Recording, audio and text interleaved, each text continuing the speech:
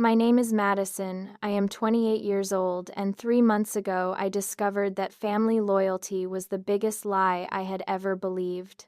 The golden cake that took me 47 hours to create lay scattered across my kitchen floor, destroyed by my own nephew's cruel hands. But what happened next changed everything I thought I knew about blood relations, exposed a conspiracy that had been brewing for years, and led to the most satisfying revenge I have ever witnessed. Sometimes the people who share your DNA become your greatest enemies, and sometimes justice comes wearing the most unexpected face.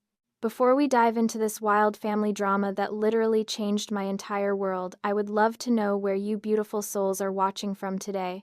Drop your location in the comments below, smash that like button if you are ready for some serious family tea, and do not forget to subscribe, because this story has more twists than a pretzel factory.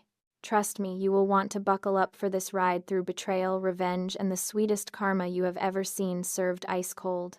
The whole nightmare started on what should have been the proudest day of my career. I had spent nearly 2 weeks perfecting a 3-tier wedding cake covered in edible 24-karat gold leaf for the Morrison wedding, the most prestigious event my bakery had ever catered. This was not just any cake. It was my masterpiece, my ticket to the big leagues of custom confectionery in our small Connecticut town. I had meticulously planned every detail. The bottom tier was Madagascar vanilla bean with Swiss buttercream. The middle layer featured Belgian dark chocolate with salted caramel filling, and the top tier was lemon elderflower with white chocolate ganache. But the real showstopper was the hand-applied gold leaf that transformed the entire cake into what looked like a precious artifact from an ancient palace. Each sheet of gold cost me $47, and I had used 12 sheets total. My sister Rebecca had stopped by that morning with her 15-year-old son Tyler to see the finished product before I transported it to the venue. I was so proud, practically glowing as I showed them the cake that represented months of planning and every technique I had learned in culinary school. The morning sunlight streaming through my kitchen windows made the gold shimmer like liquid metal, and I remember thinking that this single cake would change my entire business trajectory. Tyler stood there, staring at the cake with this strange expression on his face, something I could not quite read. Rebecca was gushing about how beautiful it looked, asking questions about the technique, seemingly genuinely impressed by my work. I trusted them completely. They were family after all. I excused myself for just 5 minutes to take a phone call from the wedding coordinator, confirming delivery times and final details. When I returned to the kitchen, my world collapsed. The cake lay in ruins across my tile floor, 3 tiers of perfection reduced to a golden smeared disaster. Gold leaf was scattered everywhere, like expensive confetti mixed with frosting and crumbs, in a way that made my stomach physically revolt. Tyler stood over the wreckage with his arms crossed, wearing this smug expression that I will never forget as long as I live. The words that came out of his mouth next hit me like a physical blow. "Kneel down and clean it up, Aunt Madison. Maybe next time you will remember your place in this family." I stood there in complete shock, unable to process what I was seeing or hearing. This was my nephew, the kid I had babysat countless times, bought Christmas presents for celebrated birthdays with. The cake represented not just hours of work but hundreds of dollars in ingredients and materials. More than that, it was supposed to be delivered in 3 hours to the most important client I had ever landed. Rebecca, instead of immediately disciplining her son or expressing horror at what he had done, simply shrugged and said, "Tyler has been having a rough time lately. Boys will be boys, Madison. I am sure you can whip up something else quickly." The casual dismissal of my devastation was almost worse than the original act. I could feel tears burning behind my eyes as I stared at my destroyed masterpiece, but something else was building inside me. A cold, calculating rage that felt completely foreign to my usual conflict-avoidant personality.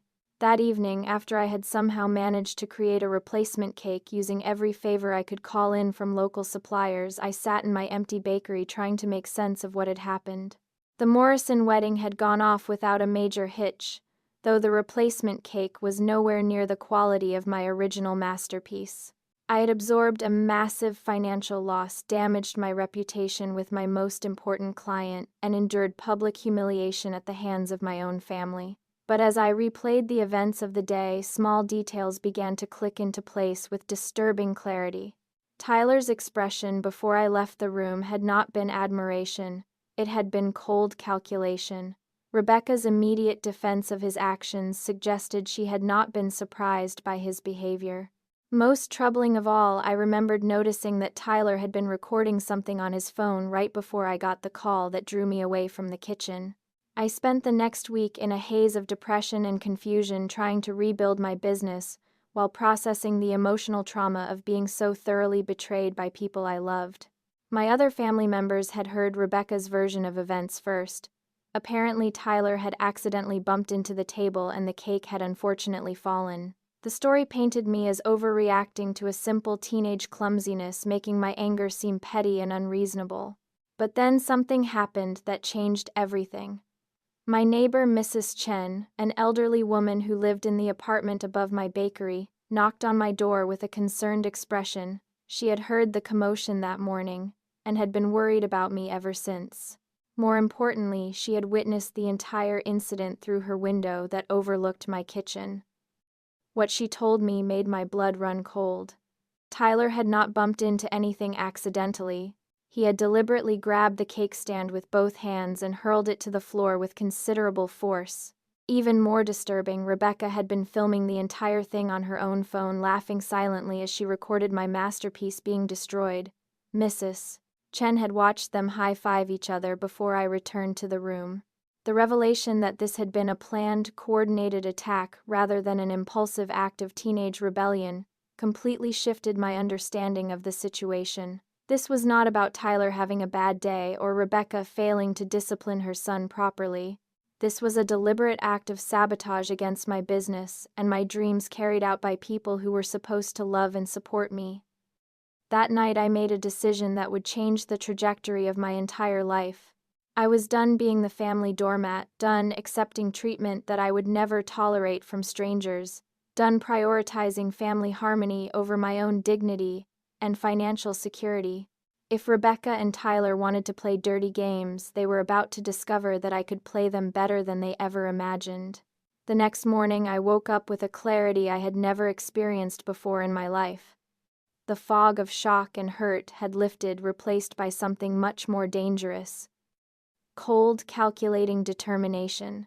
I had spent my entire adult life being the family peacekeeper, the one who absorbed everyone else's drama and dysfunction without complaint. That version of Madison was officially dead, buried beneath the golden ruins of my destroyed cake. My first move was gathering intelligence. I started by reaching out to Mrs. Chen again, this time with my phone ready to record her testimony about what she had witnessed. She was more than willing to provide a detailed account, having been disgusted by what she saw. Her description painted an even more disturbing picture than I had initially realized. According to her observations, Rebecca had positioned herself strategically to get the best camera angle before Tyler destroyed the cake, suggesting a level of premeditation that made my skin crawl. But Mrs. Chen had noticed something else that proved to be absolutely crucial. About 20 minutes before they arrived at my bakery that morning, she had seen Rebecca and Tyler sitting in their car across the street, having what appeared to be an intense conversation while looking at something on Rebecca's phone. They had been planning this attack, timing it perfectly to cause maximum damage to my business and reputation. I spent the rest of that day making phone calls and doing research that opened my eyes to patterns I had been blind to for years. I reached out to my cousin, Sarah, Rebecca's sister-in-law, and casually asked about some family incidents I had previously dismissed as coincidences. What I discovered made my stomach turn with a combination of rage and disgust. 3 years ago, when our cousin Michael had started his landscaping business, Rebecca had systematically contacted his potential clients and fed them false information about his reliability and pricing. She had cost him at least 6 major contracts before he figured out what was happening. 2 years ago, when our Aunt Linda had been going through her divorce, Rebecca had secretly provided Linda's husband with detailed information about Linda's finances and hiding places for important documents information she had. obtained by volunteering to help Linda organize her affairs. The pattern was becoming sickeningly clear. Rebecca was not just a troublemaker. She was a predator who specifically targeted family members during their most vulnerable moments, using insider information and family trust to inflict maximum damage. The cake incident was not an isolated act of cruelty. It was part of a systematic campaign of sabotage that she had been conducting for years. But why was she targeting me now? What had I done to deserve her attention? The answer came from an unexpected source. My mother, who inadvertently revealed the motivation during what she thought was a casual conversation about family. Updates. Apparently, Rebecca had been telling people for months that my bakery was getting too big for its britches and that I needed to be brought down a peg or two. She was particularly resentful of the fact that I had been featured in the local newspaper food section and had started attracting clients from neighboring towns. The truth hit me like a physical blow. Rebecca was not acting out of some twisted sense of family dynamics or teenage rebellion gone wrong. She was deliberately attempting to destroy my business because she could not tolerate my success. The cake incident had been specifically designed to sabotage my relationship with the Morrison family, who were connected to half the wealthy families in our area. She had been trying to ruin my reputation with the exact demographic that represented my business's future growth potential. Armed with this new understanding, I began developing a strategy that would expose Rebecca's pattern of behavior while protecting other family members from future attacks. But I also realized that I needed allies, people who could help me document and verify what I was discovering. I could not fight this battle alone, especially since Rebecca had already established her narrative with key family members. My first recruit was my brother Daniel, who had always been suspicious of Rebecca's dramatic stories about family conflicts, but had never been able to prove his suspicions. When I presented him with the evidence I had gathered, including Mrs. Chen's testimony and the information about Rebecca's previous sabotage campaigns, he immediately committed to helping me uncover the full scope of her activities. Daniel's contribution proved invaluable almost immediately. As a software engineer with a background in digital forensics, he had skills that I could never have accessed on my own. He helped me understand that if Rebecca and Tyler had been filming the cake destruction, there would likely be additional evidence on their devices and social media accounts that could provide crucial context and proof of premeditation. But Daniel also brought something else to the table, his own experiences with Rebecca's manipulations that he had never shared with anyone before. Apparently 5 years ago, when he had been applying for a promotion at his tech company, Rebecca had somehow obtained information about his application and had contacted his supervisor with concerns about his family responsibilities and emotional stability. She had presented herself as a caring sister worried about Daniel's ability to handle increased workplace stress, but the result had been that he was passed over for the promotion despite being the most qualified candidate. Together, Daniel and I began reaching out to other family members who might have been victims of Rebecca's systematic sabotage campaigns. What we discovered was a network of damaged relationships, missed opportunities, and financial losses that stretched back at least 7 years. Rebecca had been conducting psychological warfare against her own family members, using her position as the family's social coordinator and information hub to gather intelligence and strike at the most damaging possible moments. The scope of her activities was breathtaking in its cruelty and calculation. She had not just been causing random drama, she had been systematically undermining anyone in the family who showed signs of independence, success, or happiness that exceeded her own. She was operating like a corporate saboteur within our family structure, and she had been getting away with it for years because nobody had connected the dots between seemingly unrelated incidents. But now I had connected those dots, and I had allies who were just as motivated as I was to stop her reign of terror.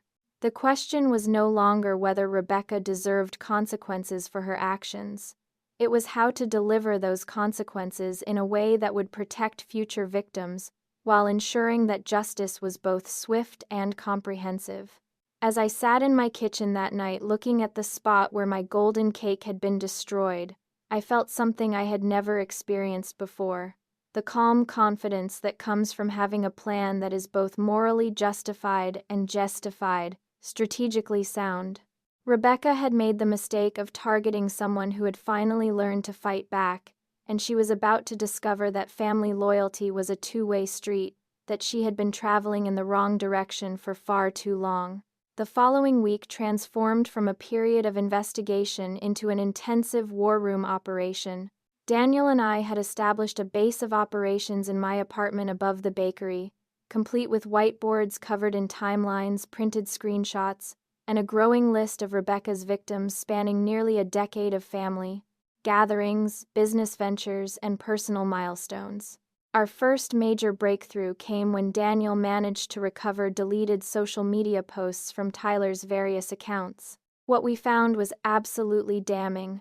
Months of posts mocking family members' business attempts, sharing private family information with his friends as entertainment, and most horrifyingly, a detailed plan written out in a private group chat about taking Aunt Madison down a notch by ruining her stupid fancy cake business.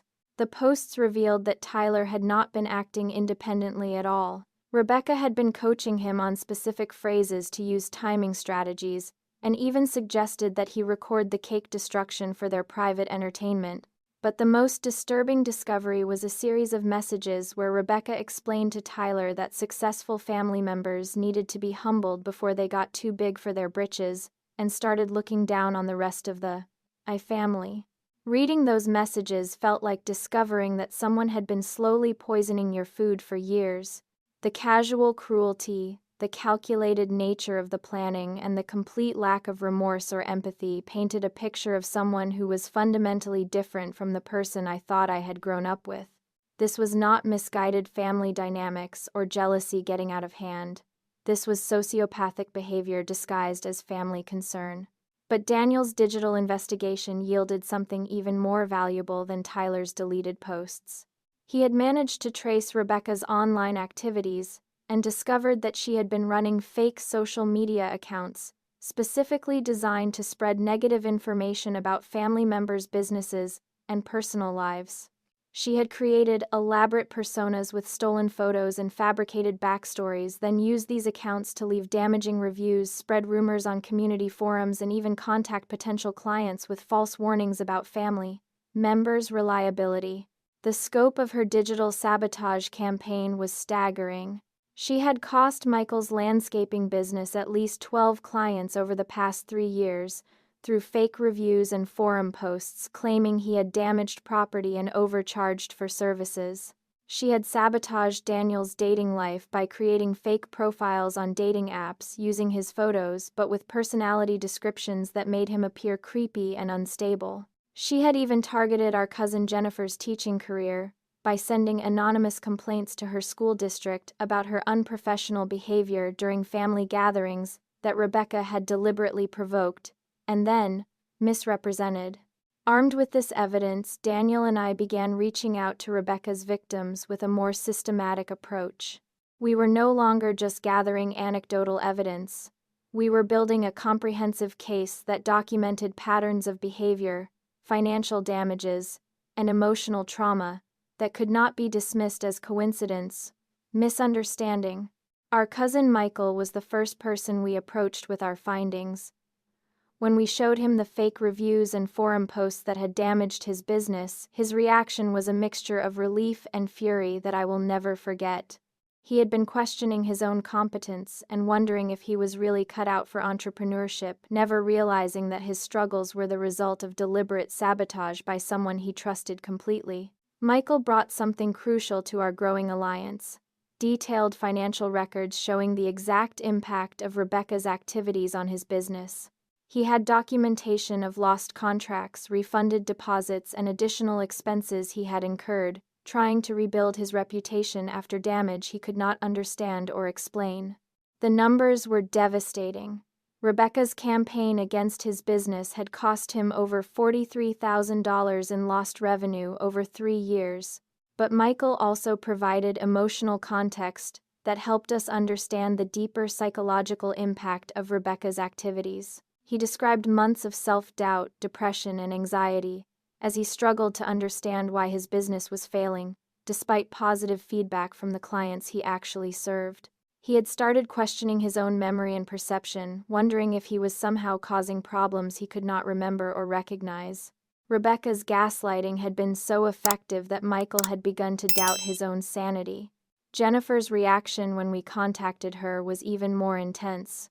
As an elementary school teacher, her career depended entirely on her reputation and the trust of parents and administrators. When Daniel showed her the anonymous complaints that Rebecca had filed against her, Jennifer actually broke down crying with relief. She had been living in constant fear that she would lose her job over mysterious accusations that seemed to come from nowhere, never imagining that the source was her own family member. The complaints Rebecca had filed were masterfully crafted to be just plausible enough to require investigation, while being impossible to definitively disprove. She had accused Jennifer of making inappropriate political comments during family gatherings that students had supposedly overheard, of drinking alcohol at family events where children were present, and of sharing confidential information about her students with family members. Each complaint was carefully designed to plant seeds of doubt about Jennifer's professional judgment while being difficult to trace back to their source. Jennifer's documentation proved to be the most legally significant evidence we had gathered. The false complaints Rebecca had filed could potentially constitute harassment, defamation, and interference with employment, actual crimes, with real legal consequences. More importantly, Jennifer had kept detailed records of every interaction with her school administration about these mysterious complaints, creating a paper trail that would be invaluable if we decided to pursue formal legal action. But our investigation also revealed something that changed the entire dynamic of our situation. Sarah, Rebecca's sister-in-law, contacted us with information that made everything we had discovered seem small by comparison. According to Sarah, Rebecca had been systematically stealing from our grandmother's estate for the past 2 years, using her position as the primary caretaker to siphon money from accounts that were supposed to be preserved for our grandmother's long-term care needs. The financial theft was not just morally reprehensible, it was potentially criminal elder abuse that could result in serious jail time. Sarah had documentation showing unexplained withdrawals, forged signatures on financial documents, and evidence that Rebecca had been using our grandmother's credit cards for personal expenses, including Tyler's expensive gaming equipment and Rebecca's shopping sprees. This revelation completely shifted our strategy from family justice to criminal accountability. We were no longer just dealing with someone who was cruel and manipulative within family dynamics. We were dealing with someone who was committing actual felonies against a vulnerable elderly family member. The stakes had just become much higher, and the potential consequences for Rebecca had escalated from family embarrassment to federal charges. As our group of allies expanded to include Michael, Jennifer, and Sarah, we began coordinating our efforts to ensure that we had comprehensive documentation of every aspect of Rebecca's criminal activities. We established secure communication channels, divided research responsibilities, and began preparing evidence packages that could be presented to both family members and law enforcement agencies. The transformation from isolated victims to a coordinated investigation team created something I had never expected, a sense of empowerment that felt almost intoxicating after years of accepting abuse and manipulation. We were no longer reacting to Rebecca's attacks. We were proactively gathering the tools necessary to stop her permanently and protect future victims from her predatory behavior. But as we prepared for the next phase of our plan, I realized that we were approaching a point of no return. Once we moved forward with exposing Rebecca's activities, there would be no going back to the previous family dynamics. We were about to tear apart the carefully constructed facade that had allowed her to operate with impunity for years, and the fallout was going to affect every single person in our extended family network. The question was no longer whether we should act. It was whether we were prepared for the explosive consequences that would inevitably follow when we finally revealed the truth about who Rebecca really was and what she had been doing, to people who trusted her completely. The confrontation we had been planning for weeks finally came together during our grandmother's 85th birthday party, an event that Rebecca had insisted on organizing herself. The irony was not lost on any of us that she would choose to host a celebration for the woman she had been systematically robbing, but it also provided the perfect opportunity to expose her crimes in front of the entire extended family. Our preparation had been meticulous. Daniel had created a digital presentation containing screenshots, financial records, and video evidence of Rebecca's activities. Jennifer had prepared a detailed timeline of the harassment campaign against her teaching career.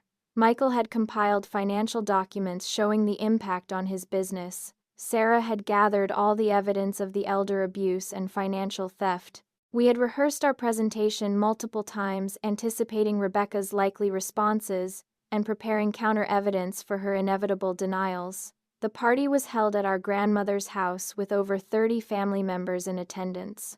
Rebecca had positioned herself as the perfect daughter and granddaughter, making speeches about family values and the importance of taking care of our elders.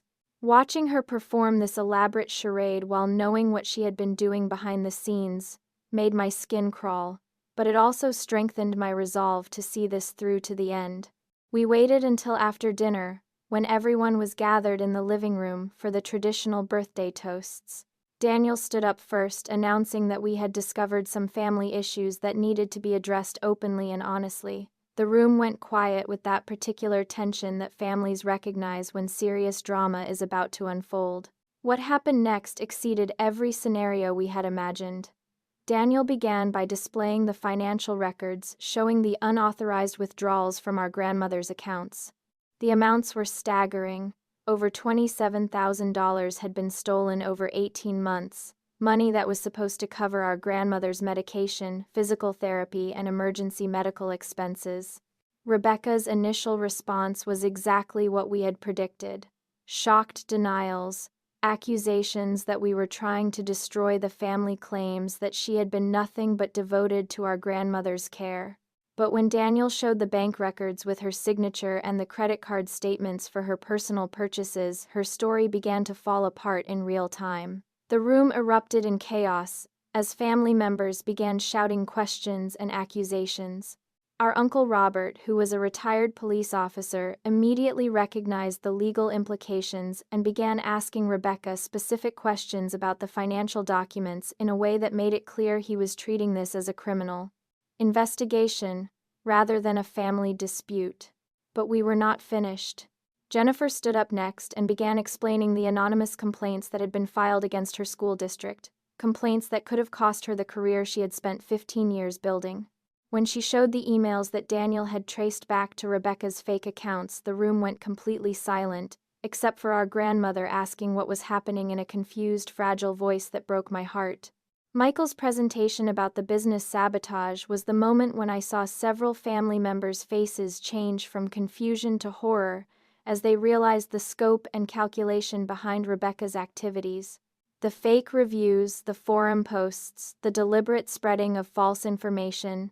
It painted a picture of someone who was not just cruel but genuinely dangerous to anyone who got in her way. But the final blow came when I stood up to present the evidence about my cake and Tyler's involvement. I had saved this for last because I knew it would be the most visceral and immediate example of Rebecca's cruelty, something that everyone in the room could understand without needing financial expertise or legal knowledge. When I played the audio recording that Mrs. Chen had made from her window, capturing Tyler's exact words and Rebecca's laughter, the reaction was immediate and devastating. Several family members gasped audibly when they heard Tyler tell me to kneel and clean up my destroyed masterpiece, and Rebecca's recorded laughter in the background was like listening to pure evil. Tyler, who had been sitting silently through the entire presentation, suddenly jumped up and started screaming at his mother, accusing her of ruining his life and making him into a monster. The breakdown was spectacular and heartbreaking. This 15-year-old boy crying and shouting that he never wanted to hurt me, but his mother had convinced him that I was trying to make the family look bad and needed to be taught a lesson. The revelation that Rebecca had been manipulating her own son into carrying out her attacks added a dimension of child abuse to her list of crimes. Tyler's emotional collapse in front of the entire family was devastating to witness, but it also provided the final piece of evidence that Rebecca was not just targeting successful family members, she was corrupting the next generation and using her own child as a weapon against people who loved him. Rebecca's response to Tyler's breakdown was the moment when her mask completely slipped. Instead of comforting her sobbing son or showing any remorse for what she had done, she turned on him with a fury that shocked everyone in the room. She screamed at him for being weak and ungrateful, accused him of betraying her after everything she had done for him, and actually slapped him across the face in front of 30 witnesses. The slap was the final straw for several family members who had been wavering between disbelief and horror. Our Aunt Linda immediately stepped between Rebecca and Tyler, while our Uncle Robert pulled out his phone and began calling the police. The room descended into complete chaos as people began shouting, crying, and demanding answers to questions that had been building for years. But in the middle of all this chaos, something beautiful happened. Tyler ran to me and wrapped his arms around me, sobbing apologies and begging me to forgive him for destroying my cake. Holding this broken kid who had been turned into a weapon against his own family, I realized that Rebecca had not just been stealing money and sabotaging businesses. She had been poisoning relationships and corrupting love itself.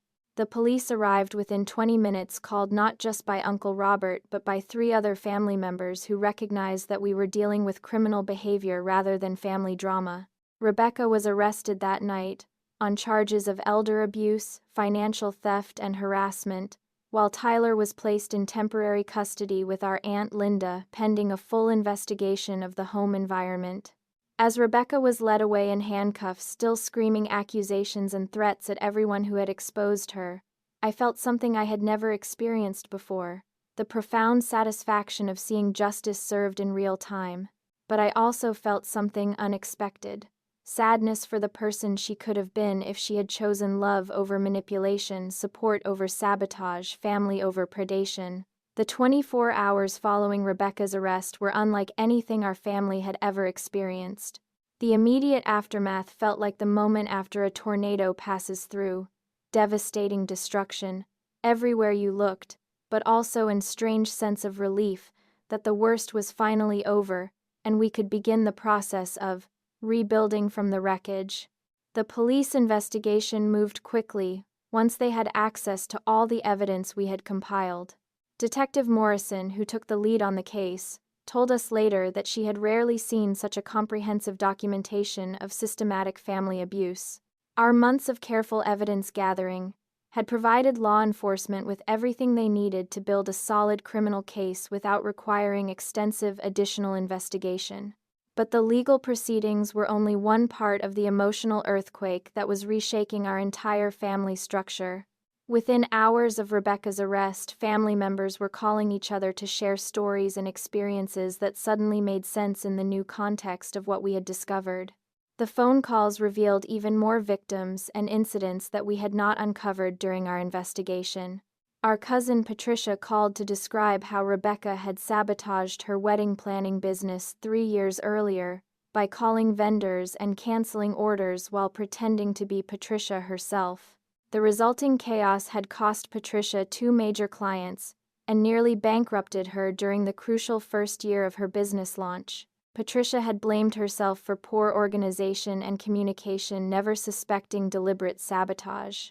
My brother Kevin contacted us from Colorado with stories about how Rebecca had interfered with his job search when he was trying to relocate for better career opportunities. She had contacted potential employers with false references claiming to be previous supervisors who had concerns about his work ethic and reliability. Kevin had been forced to take a lower-paying position with a company that did not conduct thorough reference checks, setting his career back by several years. Even more disturbing were the revelations about how Rebecca had manipulated family relationships to maintain her position as the central information hub. She had been telling different family members conflicting stories about each other, creating artificial conflicts and misunderstandings that kept everyone isolated and dependent on her for family news and coordination. The scope of her psychological manipulation was breathtaking in its complexity and cruelty. She had convinced our Aunt Susan that I thought Susan's cooking was terrible, while simultaneously telling me that Susan felt intimidated by my culinary success and preferred not to be around me during family gatherings. These manufactured conflicts had kept Susan and me from developing a closer relationship for over 5 years, despite the fact that we actually had tremendous respect and affection for each other. Tyler's situation became the immediate priority for everyone once the initial shock began to wear off. The poor kid was traumatized, confused, and dealing with the realization that his mother had been using him as a weapon against family members who genuinely loved him. Linda and her husband Mark stepped up immediately to provide temporary housing and emotional support, but it was clear that Tyler was going to need professional counseling to process what had been done to him. The conversation I had with Tyler the day after the arrest was one of the most difficult and important discussions of my entire life. He was consumed with guilt and shame about destroying my cake, but also angry and confused about how his mother had convinced him that hurting me was somehow justified or necessary. The complexity of his emotions, love and hatred for his mother, guilt about his actions, fear about his future, required more patience and understanding than I had known I possessed. But talking with Tyler also provided crucial insight into how Rebecca had operated within her own household. According to Tyler, his mother had been systematically poisoning his relationship with his father for years, convincing Tyler that his dad did not really love him and was only staying in the marriage out of obligation. She had been intercepting phone calls and text messages between Tyler and his father, creating the impression that his dad was ignoring him, when the reality was that Tyler's attempts to communicate were being blocked. The revelation about Rebecca's manipulation of Tyler's relationship with his father led to another shocking discovery. Rebecca had been forging Tyler's father Marcus's signature on legal documents, including custody agreements and financial authorizations. Marcus had been deployed overseas with the military for the past 18 months, trusting Rebecca to handle all domestic responsibilities while he served his country. Instead, she had been systematically isolating Tyler from his father, while using Marcus's absence to commit financial crimes against multiple family members. The military aspect of the situation brought federal authorities into the investigation, as fraud involving military personnel triggered additional legal protocols. Within 3 days of Rebecca's arrest, agents from the FBI's Financial Crimes Unit were interviewing family members and examining evidence of identity theft and wire fraud that crossed state lines. But perhaps the most heartbreaking discovery was the impact that Rebecca's crimes had on our grandmother, the woman she had been supposedly caring for while stealing from her accounts. When we explained to our grandmother what had been happening, her reaction was not anger or betrayal, but profound sadness that her granddaughter had been struggling with problems so severe that she felt stealing was necessary. Our grandmother's forgiveness and concern for Rebecca, even after learning about the theft, reminded everyone why Rebecca's crimes were so particularly heinous. She had taken advantage of the unconditional love and trust that families are supposed to provide, weaponizing the very relationships that should have been safe harbors during difficult times. The financial recovery process began immediately, with banks and credit card companies cooperating fully once they had police reports documenting the fraud. But the emotional recovery was going to take much longer, and some relationships might never fully heal from the damage that years of manipulation and lies had created. As the week progressed, something beautiful began to emerge from the wreckage of our family's trust. People who had been kept apart by Rebecca's manufactured conflicts were reaching out to each other directly, comparing stories and discovering that their negative impressions of each other had been based on lies and manipulation. The family was actually much more loving and supportive than any of us had realized. We had just been prevented from accessing that love by someone who benefited from our isolation. The community response was also overwhelmingly positive. When word spread about what had happened, clients started reaching out to support the businesses that Rebecca had targeted. Michael's landscaping company received enough new contracts to recover his losses within 2 months. My bakery was booked solid for the next 4 months, with clients who wanted to support a local business that had been maliciously attacked. But the most significant change was internal. The knowledge that we had successfully identified and stopped a predator who had been operating within our family for years. The fear and confusion that had plagued so many of us were replaced by clarity and determination to build healthier relationships moving forward. 6 months later, as I put the finishing touches on a 4-tier wedding cake covered in rose gold leaf, I reflected on how completely my life had transformed since that devastating morning when Tyler destroyed my masterpiece. The cake I was completing was for Patricia's daughter, a commission that represented not just my business recovery but the healing of family relationships that had been poisoned by Rebecca's manipulation for years.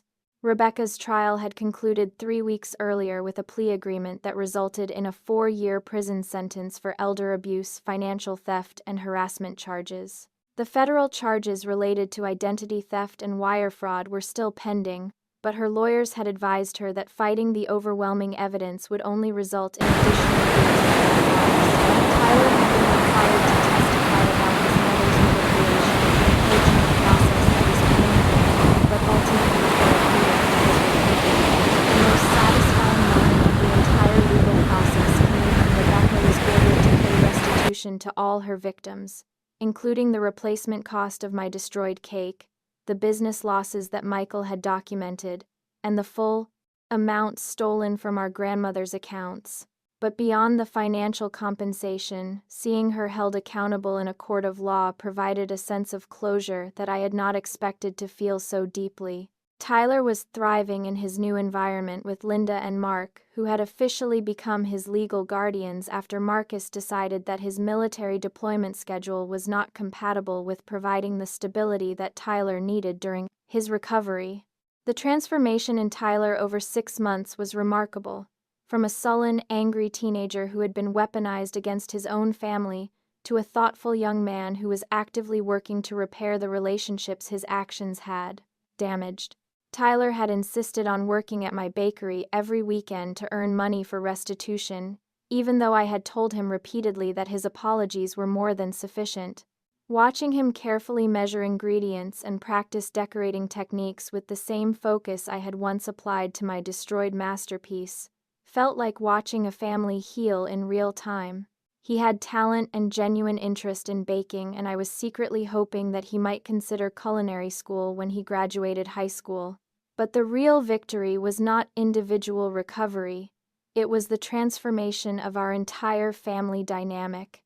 Without Rebecca's toxic influence poisoning relationships and manufacturing conflicts, we discovered that we actually enjoyed spending time together. Family gatherings had evolved from tense obligation into genuine celebrations where people felt safe to share their successes without fear of sabotage.